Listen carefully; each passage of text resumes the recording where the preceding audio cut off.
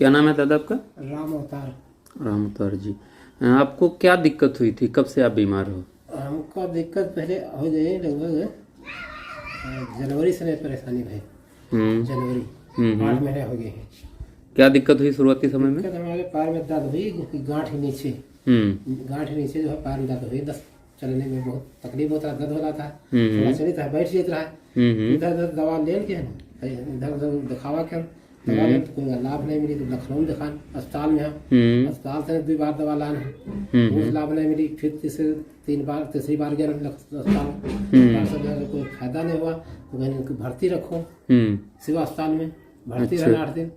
भर्ती रहे तो इसकी जांच की, सिटी स्कैन जांच की, तब बताए इसमें मर्ज जो है ब्लीचिंग है, खून में जांघन में ब्लीचिंग है, ब्लैक हो गया, खून जम गया थम्बोस से बताए बीमारी है।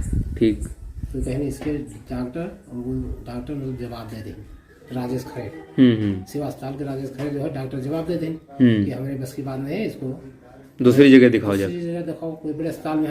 मतलब जो है इसके वो स्कूलर डॉक्टर आते हैं, जो है डॉक्टर इसको ऑपरेशन करेंगे। तो सहारा के डॉक्टर यशपाल सिंह जो है वो दिखाया, वो ऑपरेशन बोले तो ऑपरेशन करवाने इसको।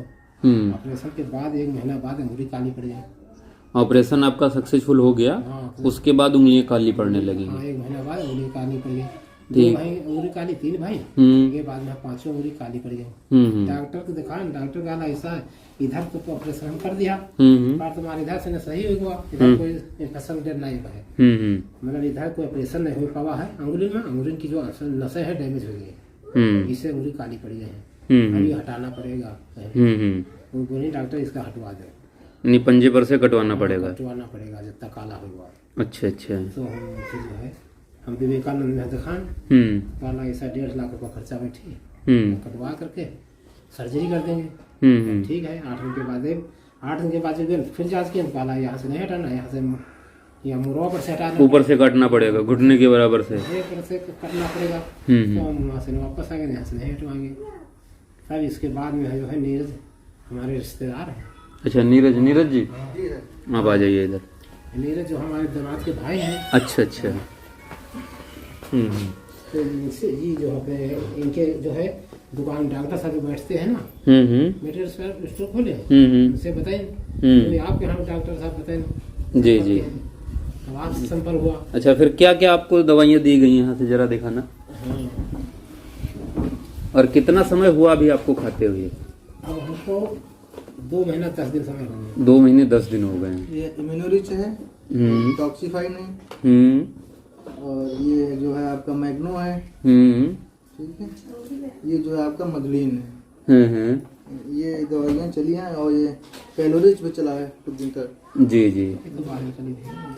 ओके। और भी एक प्रोडक्ट है स्प्रोलिना, वो भी चला है। ओके। तो ये जो प्रोडक्टों को आपने खाना शुरू किया तो धीरे धीरे फिर आराम मिलना शुरू हो गई। मतलब अभी इसको खोलें जरा, देखें क्या स्थिति है।